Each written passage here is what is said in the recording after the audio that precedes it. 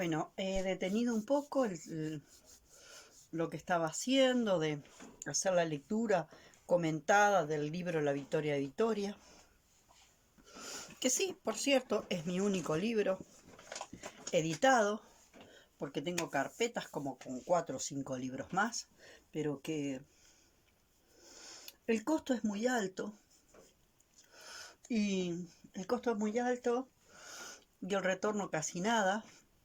Entonces, medio como que eso de escribir, de escribir libros, como que lo fui soltando. Yo entiendo que este planteo que yo estoy haciendo, que tiene que ver con ir desmantelando los valores de forma muy lenta, porque ya les digo, si uno quiere, quiere,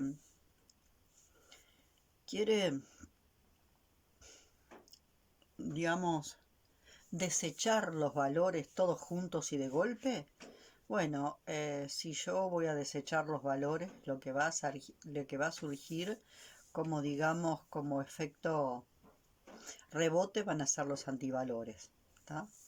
Entonces, por eso es que el hecho de ir desmantelando los valores, que tienen que ver con un eje horizontal, donde de un lado está lo bueno y del otro lado lo malo, de un lado está lo lindo y del otro lo feo, del otro está lo correcto y del otro lado lo incorrecto, que este eje se vaya disolviendo y que de alguna forma, que este eje se vaya disolviendo con las dos polaridades de los valores y los antivalores, depende de la firmeza y la fortaleza que tenga el eje vertical. Yo le comentaba a una persona la diferencia entre lo bestial y lo salvaje.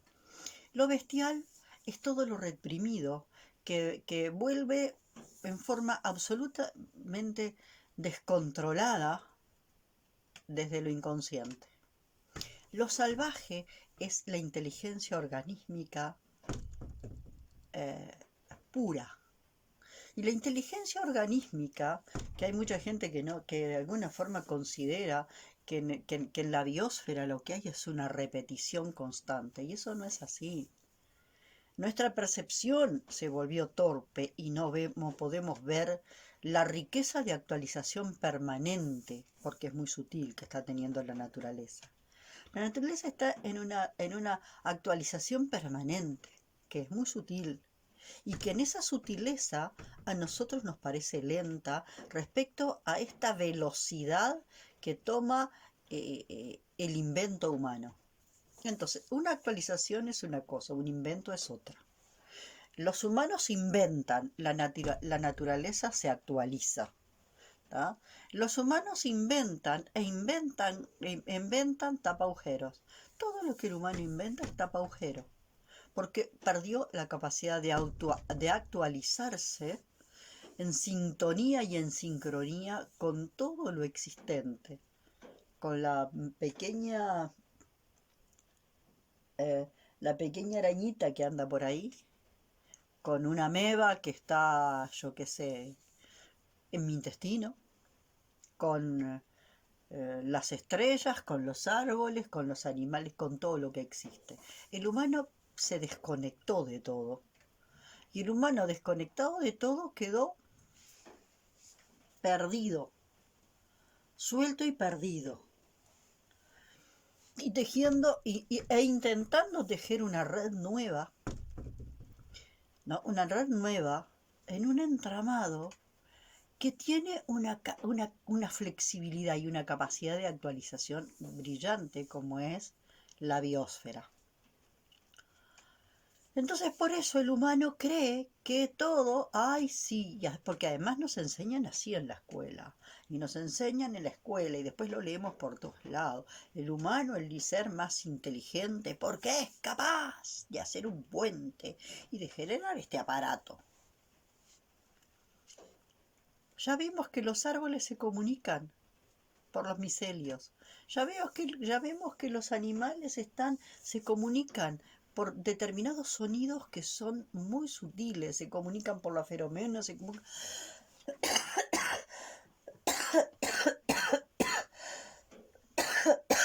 todos los seres humanos, todos los seres vivos, e inclusive los que creemos que no son vivos, todos ellos están en un entramado de comunicación permanente. El humano es el que cree que no se comunica, que en la naturaleza no hay comunicación y que el único que ha accedido al modo más brillante de comunicación es él. Porque el humano es el único que tiene energía narcisista, que produce energía narcisista, y por eso es que se ha puesto en la cúspide de todas las especies. ¿Vieron que hay un dibujito que aparece a veces en Facebook que pone la evolución de las especies, donde están las más simples abajo y arriba en la cúspide, arriba está el humano como el ser más complejo? Yo diría el más complicado, no sé si el más complejo. Y tampoco lo creo el más inteligente. Creo que en algún momento es posible que pueda volver a recuperar la armonía de sus inteligencias, ¿no? De la inteligencia organísmica, de la inteligencia emocional y de la inteligencia intuitiva. También es cierto que a mayor cantidad de creencias, menos espacio para conectar con la intuición hay. A mayor cantidad ¿por qué? Porque las creencias funcionan en un techo. Las creencias generan un techo y un piso. Entonces, las creencias que nos generan un techo y un piso no nos permiten conectar profundamente con la intuición, que abre el techo y va más arriba, y abre el piso y va más abajo. Y las actualizaciones son así. Las actualizaciones se producen. Toda actualización se produce en una sincronía entre el instinto y la intuición. El instinto y la intuición. Entonces, lo que yo hoy quería comentar en este video, que espero, siempre digo que van a ser cortitos, y después no me resultan cortitos, ¿qué vamos a hacer? Bueno, lo que yo quería hoy compartir, es eso, ¿no? Que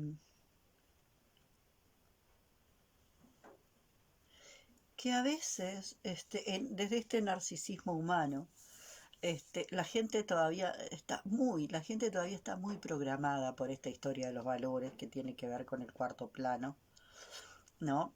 Que de alguna forma hace, fíjense, a ver dónde tengo. ¿Dónde tengo?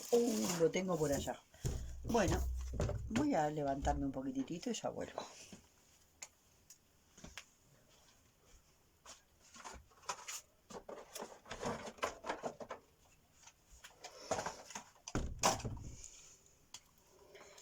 Ya estoy con ustedes.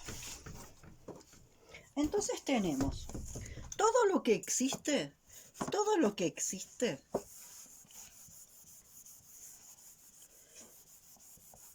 de alguna forma, desde una manzana, un humano o lo que fuere, todo lo que existe, de alguna manera, genera un campo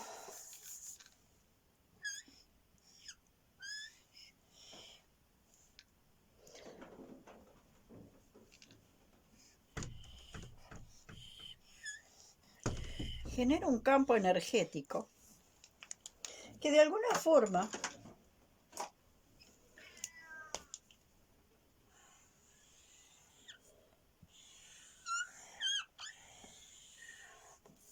es el toroide. Desde acá nos conectamos con el punto de enraizamiento en el centro de la Tierra.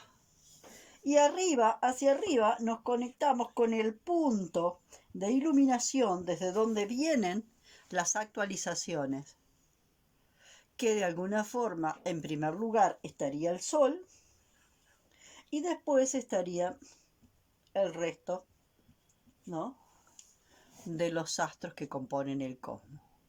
Entonces acá se genera este eje, ¿no? Entonces, de alguna manera, cuando nosotros establecemos los valores, inmediatamente este toroide, fíjense cómo queda este toroide. Este toroide queda atravesado. Y queda atravesado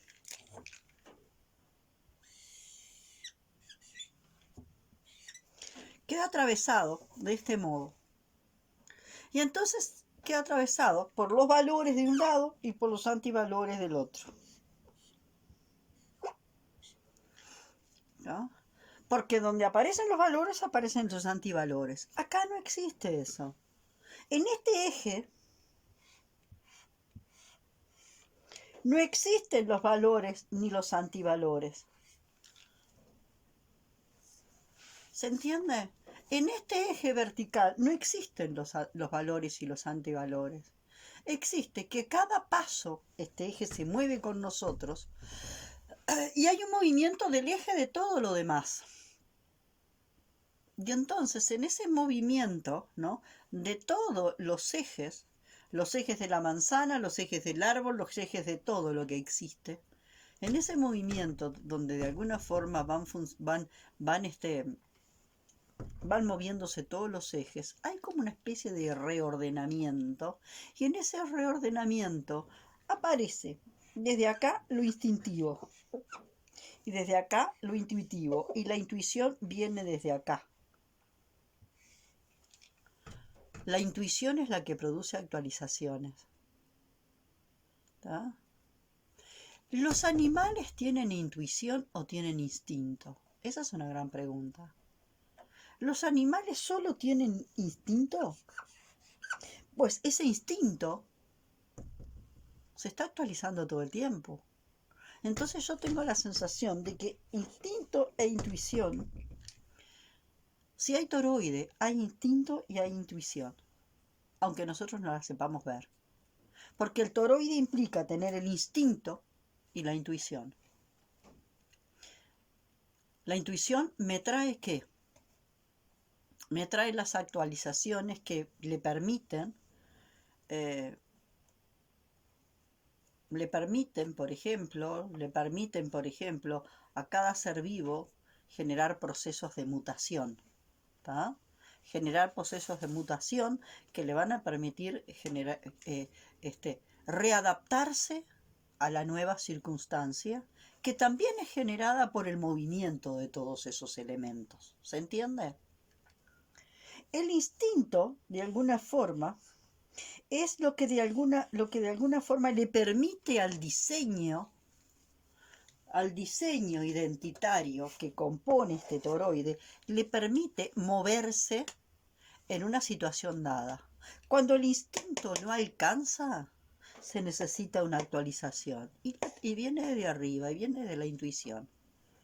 Algunos piensan que la intuición es una función elevada que solo es capaz de funcionar en el hombre. Yo creo que no. Yo creo que instinto e intuición es parte de lo que el toroide,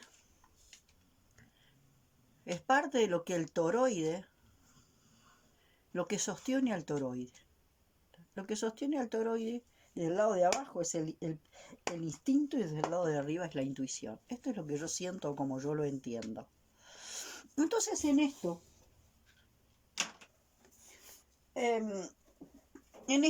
cuando yo planteo que si nosotros tenemos los valores que están haciendo, equilibrando a los antivalores. ¿Se entiende?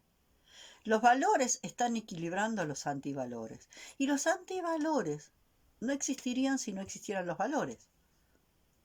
¿Se entiende? Pero entonces los antivalores que tienen mucha carga, generalmente mucha carga, los antivalores se visualizan con una carga destructiva y los valores se visualizan con carga constructiva. Ahora, sin destrucción no hay vida. Así que vamos a soltar el romanticismo de los valores y la construcción y los valores y la construcción. Sin destrucción no hay vida. No existe vida sin destrucción. El tema es quién es que está operando al quién está operando es ese movimiento que tiene que ver desde dónde y quién está operando lo que se necesita destruir y lo que necesita construir, lo que se necesita preservar y lo que se necesita disolver. ¿Quién lo opera? Eso es lo importante.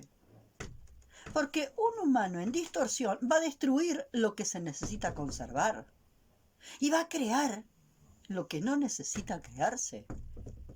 Entonces creamos una bomba atómica y creamos ¿se entiende lo que digo? Para mí esto es muy simple. Si empezamos, detrás de un valor hay un antivalor.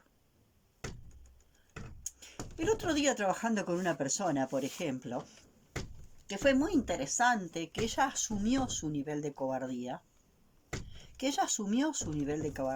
al asumir su nivel de cobardía, empezamos a ver la función que había tenido la cobardía.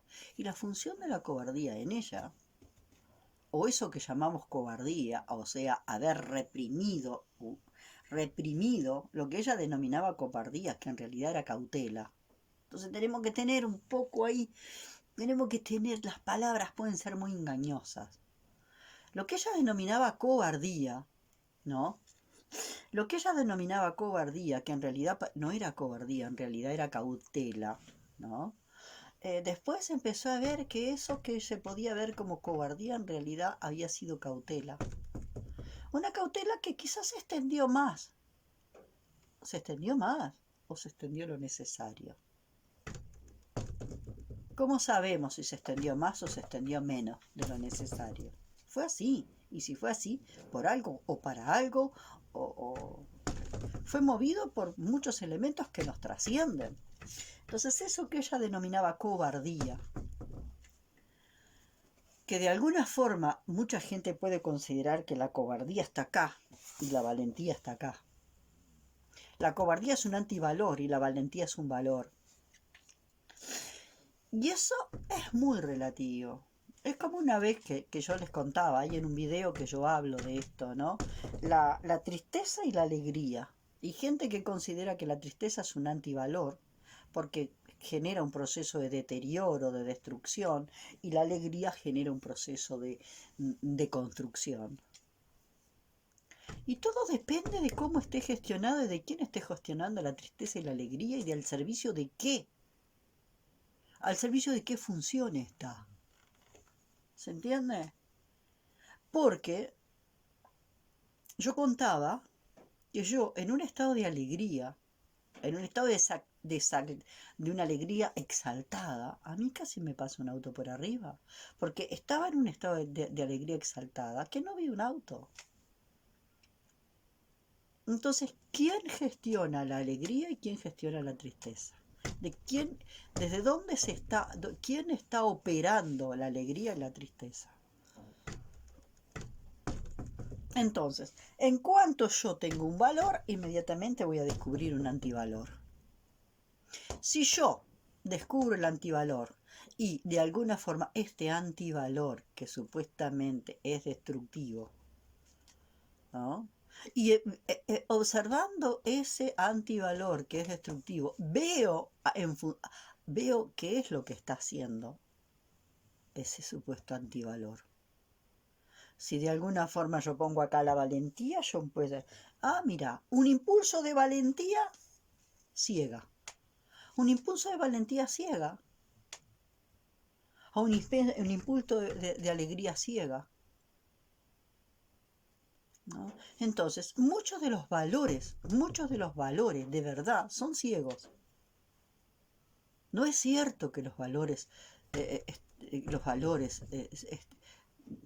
siempre, siempre están alineados con la iluminación o con la capacidad o con la amplitud de percepción. No siempre.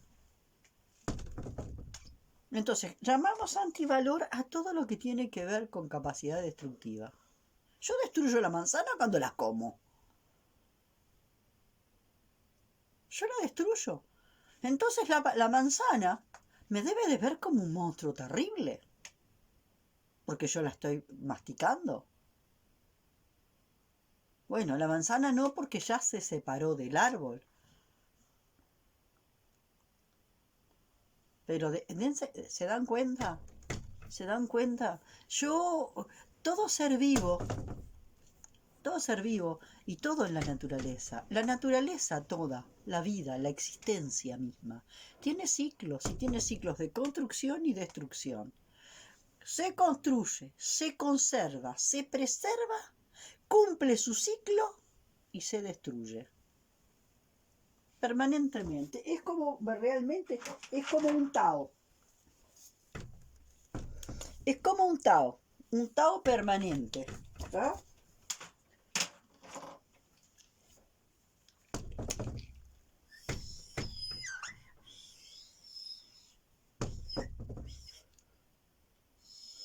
Construcción, destrucción. Construcción, destrucción. Construcción, deconstrucción. Construcción, construcción, deconstrucción. Ahora, construcción, deconstrucción. ¿Qué es lo que se destruye? Se destruye la forma.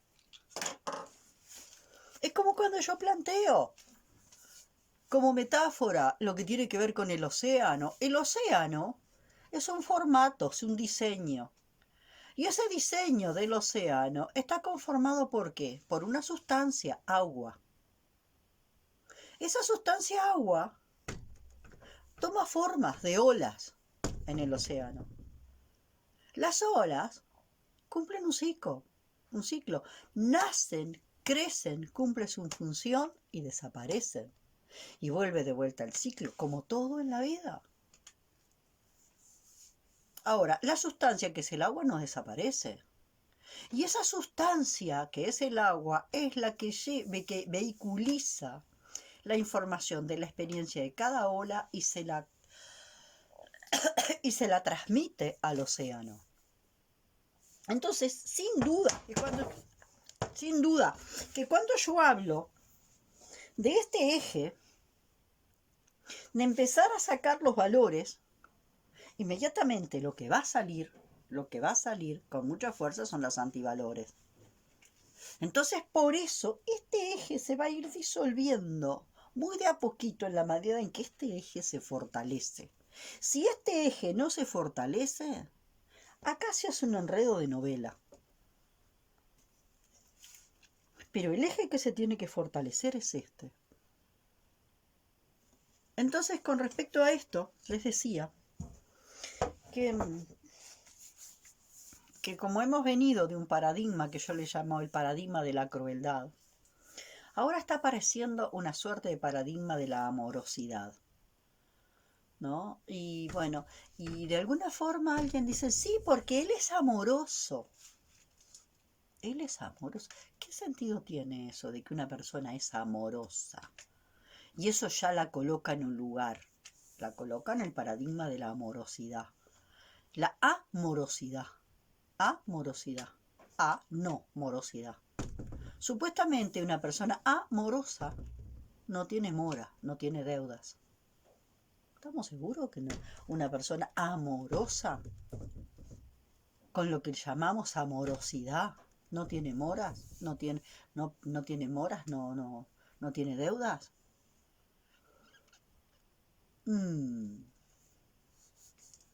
Entonces aparece una persona de pronto a la cual, porque además esa cosa de amorosidad aparece con muchísima frecuencia, no digo siempre, pero aparece con muchísima frecuencia en los seductores. Los seductores son muy amorosos.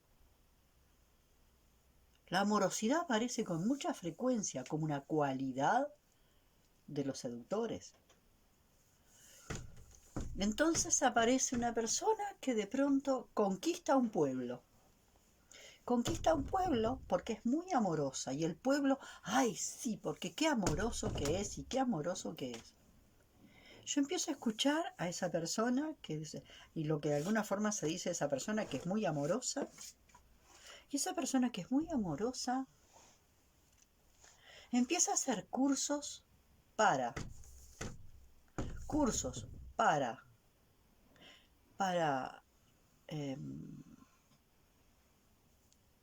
fabricar consteladores en 6 meses.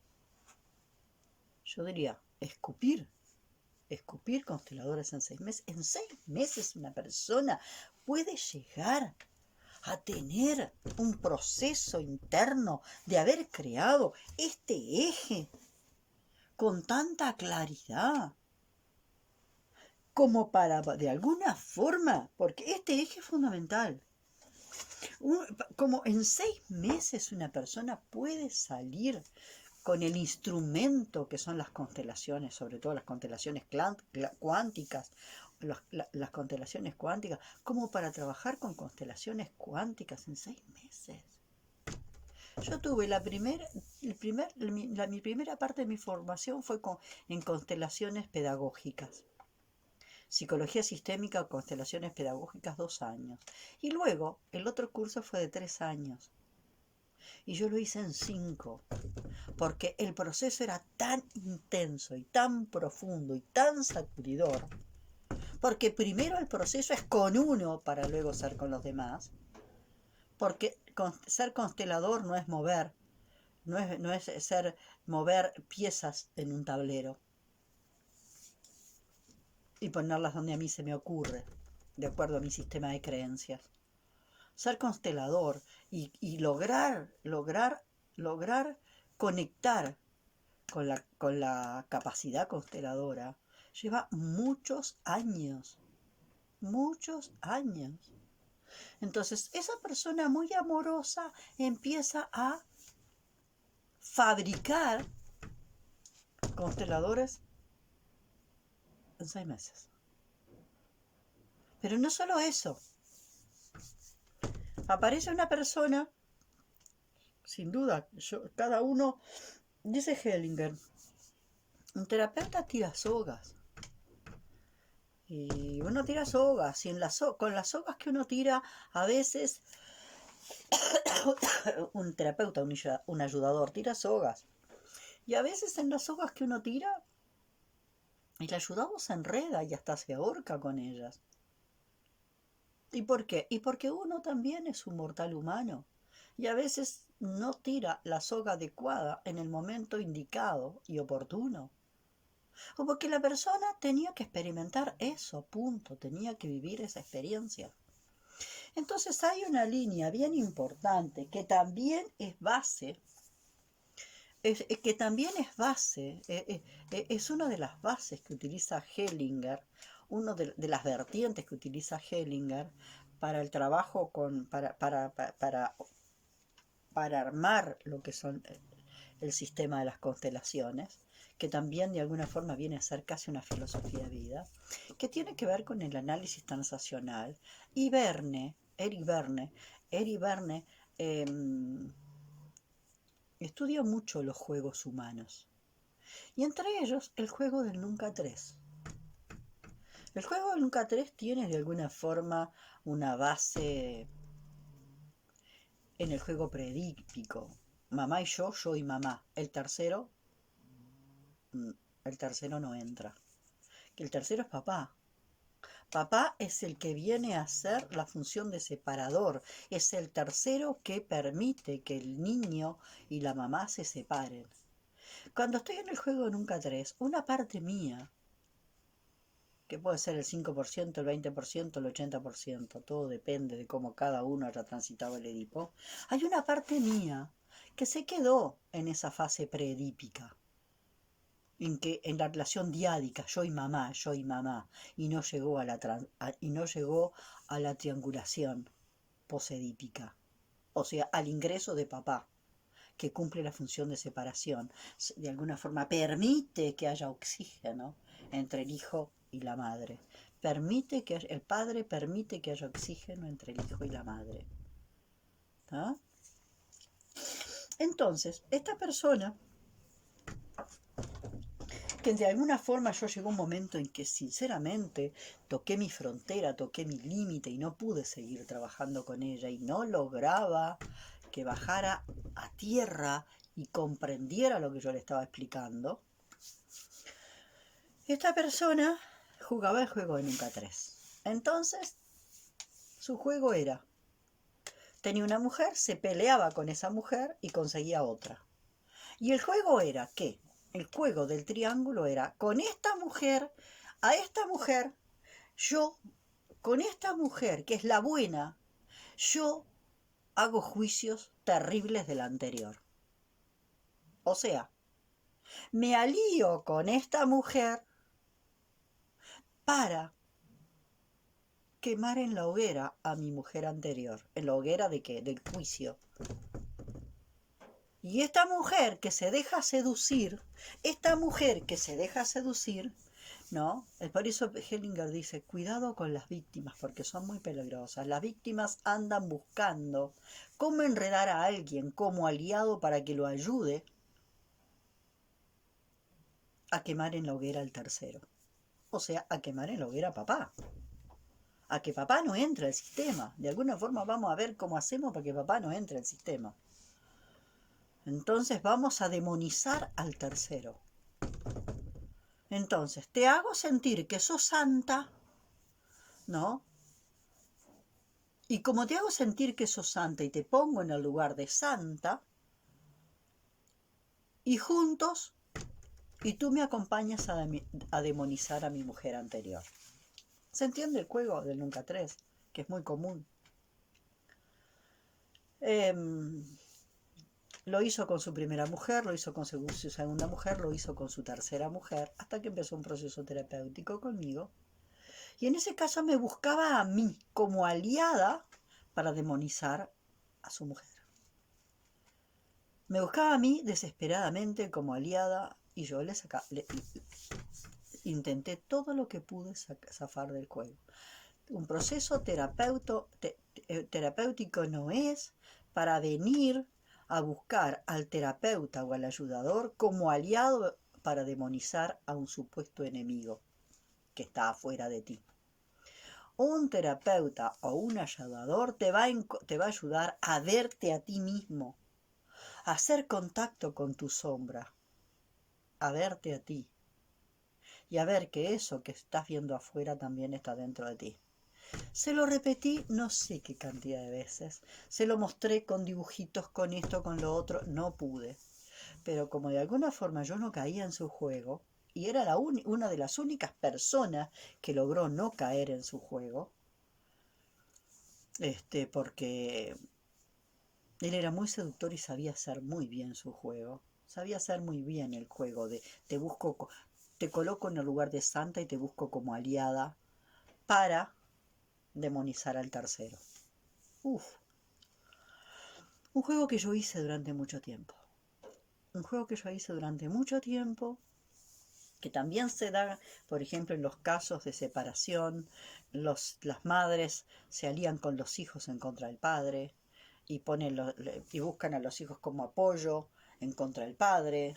Bueno, hay muchas formas en que este juego funciona, pero la historia es demonizar al tercero para expulsarlo y quedarse en esa relación diádica. Yo y el otro. Yo y tú y el otro lejos. Yo, tú y el otro lejos. Bueno, entonces resulta que yo llegué a un momento que realmente como yo no caía en su juego, y intentaba de una forma u otra, y yo no caía en su juego, empecé a vivir una situación de real acoso, porque estaba siempre en crisis y me llamaba siempre en crisis porque yo no caía en su juego. Y me llamaba a las 3 de la mañana, 3 veces por día, desesperado, que se moría, que no puedo, que mira lo que me hace, que cómo me vas a ayudar, tú me tenés que ayudar porque yo no la quiero dejar, pero que es un demonio, porque fíjate lo que me dijo y fíjate, ay, llegó un momento en que realmente se volvió muy, muy difícil. Y frente a la situación de que yo había utilizado todos mis recursos para eso. Entonces, frente a esa situación, ofrecí unas derivaciones a personas a ver si con otros terapeutas podían otros ayudadores podían tomar a esa persona para trabajar. Y bueno, la persona no estaba en condiciones de acercarse a ninguna de las personas que yo le ofrecí como alternativa. Dijo, bueno, si tú estás así y estás en este estado, bueno, vas a necesitar transitoriamente eh, encontrar un poco de paz, eh, haciendo uso de la psiquiatría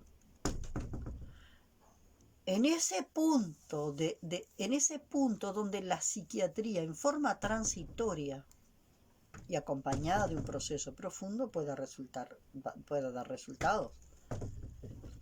Bueno, pasó el tiempo y bueno, y me entero después con el tiempo que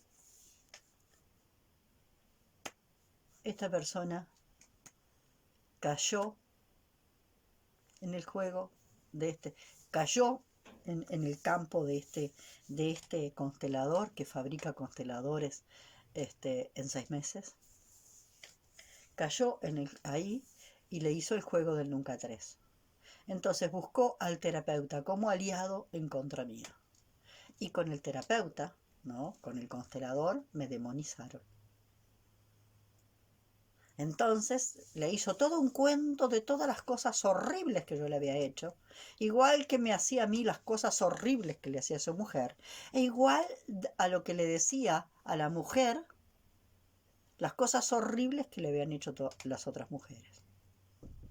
Bueno, este terapeuta amoroso cayó en su juego y se volvió feliz porque tuvo un terapeuta que jugó su juego. Pero sanación no hubo. Porque ahí es cuando el terapeuta tiene que estar muy alerta. Por eso yo agradezco bastante haber transitado la Facultad de Psicología, ¿no? Por eso para mí fue importante transitar la Facultad de Psicología.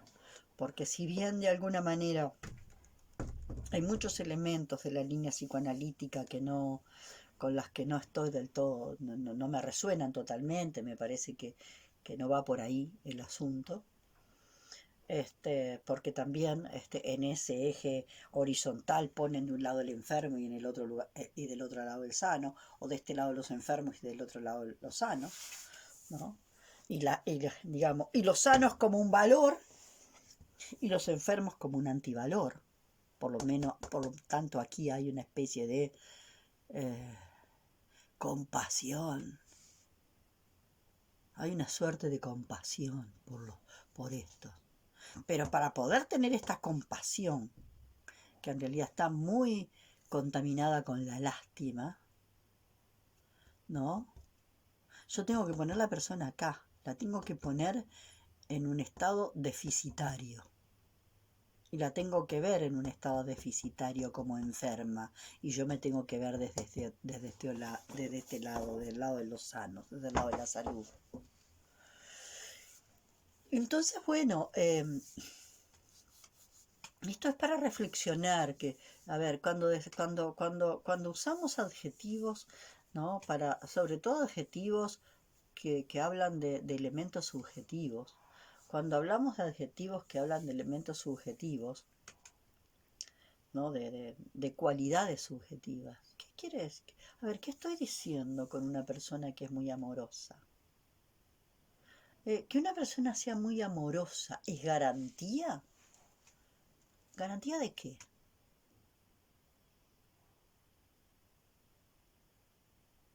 No lo sé. Son cosas que yo me pregunto y que dejo ahí. Lo cierto es que esta persona se cree sana. Y quien lo sanó fue ese terapeuta. ¿A costa de qué? Junto con ese terapeuta, el terapeuta cayó en su juego y me demonizaron. Y de alguna manera es muy cómico porque hace unos días encontré a esta persona que quería hacer como que no me había visto, hizo todo un juego, decirme que era la mejor terapeuta, intentando sacar, intentando poner en juego una ironía.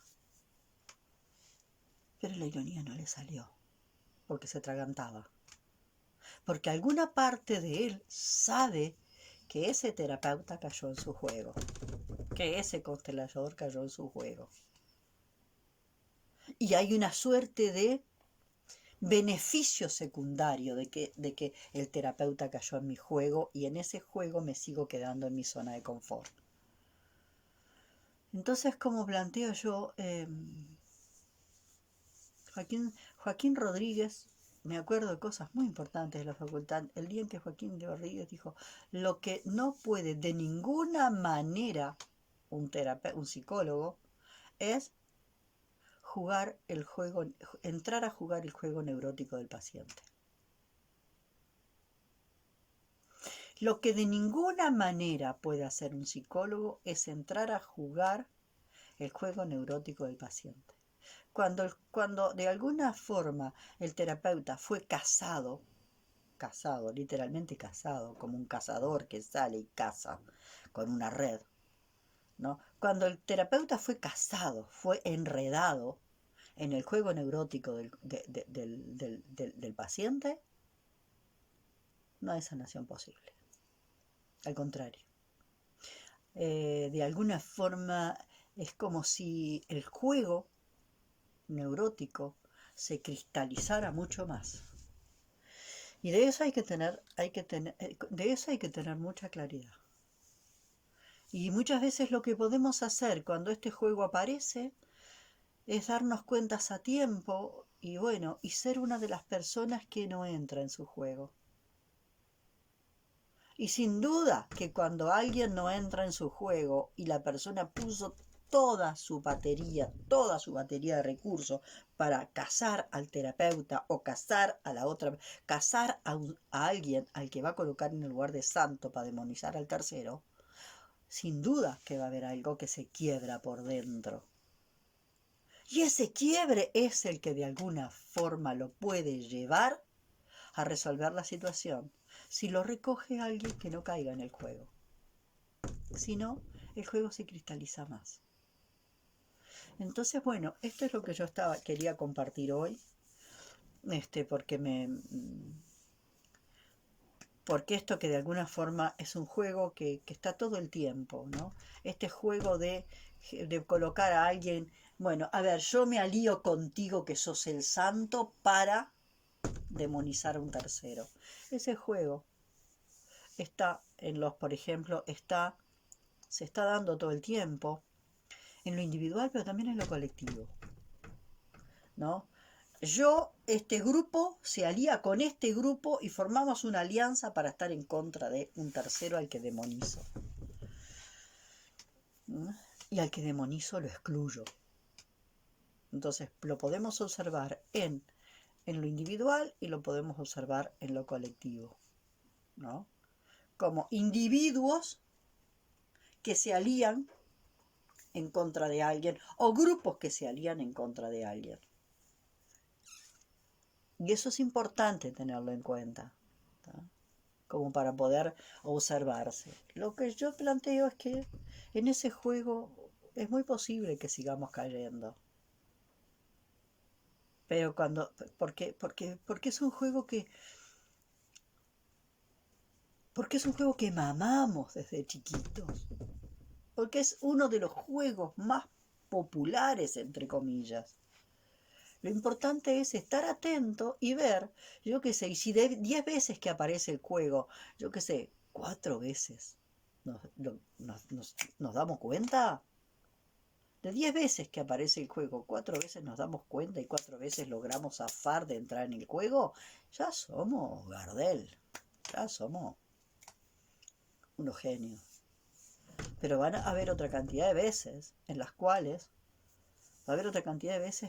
vamos a estar, nos vamos a quedar presos ahí.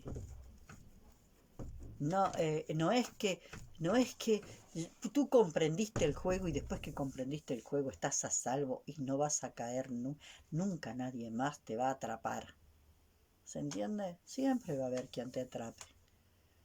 Porque son juegos muy sutiles, son juegos engañosos, son manipulaciones muy sutiles. Bueno, esto era lo que quería comentar hoy y por cierto que yo entiendo que esto de desmantelar, desmantelar este eje, ir desmantelando lentamente este eje en la medida en que se fortalece este. Si este no se fortalece, esto no se puede desmantelar. Fortalezco y desmantelo un poquito.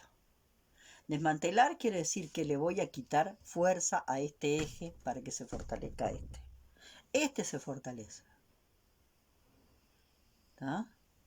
Y entonces, si yo tengo instinto e intuición, yo los valores y los antivalores empiezan a dejar de tener sentido. No sé si se entiende.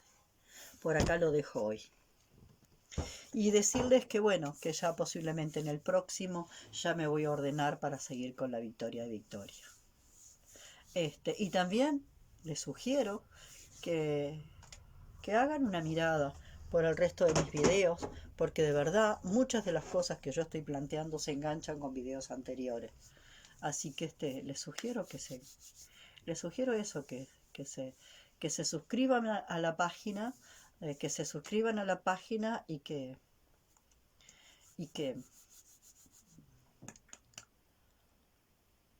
hagan una revisada de mis videos. Y bueno, y si pueden tomar un 5%, un 10%, un 15%, ya estén felices. Y lo que no les resuena, lo dejan correr. Vuelvo a repetir, yo tomé un 5, un 10% de los aportes de Alejandra Casado, sobre todo el primer tiempo. Y eso me transformó de arriba abajo. Hay un montón de cosas que no me resonaron y las dejé correr. ¿Tá? Ese es el discernimiento adulto que cada uno tiene. Entonces, el tema es que ese 5 o 10% me caló tan hondo, que es como que me transformó de forma radical. Así que bueno, un poquito más hablando de esto de los valores y los antivalores en un tiempo donde hay toda una reconfiguración de ese eje horizontal que tiene los valores de un lado y los antivalores del otro. ¿No? Y de un lado la luz y el amor y no sé qué, y todo, de un lado la luz y el amor y la amorosidad y esto lo otro, y del otro lado la oscuridad y el odio y no sé qué y no sé cuánto. En realidad el eje es este. Y este eje se abre así. Este eje se abre así. Se abre de este modo. En vez de agarrar, de tener de aquí tener un bastón con los valores de este lado y acá, bueno, la mano esta no sé dónde la meto. ¿No? Bueno, ojalá haya sido clara. Hasta la próxima, que ya les digo, posiblemente siga con la Victoria de Victoria.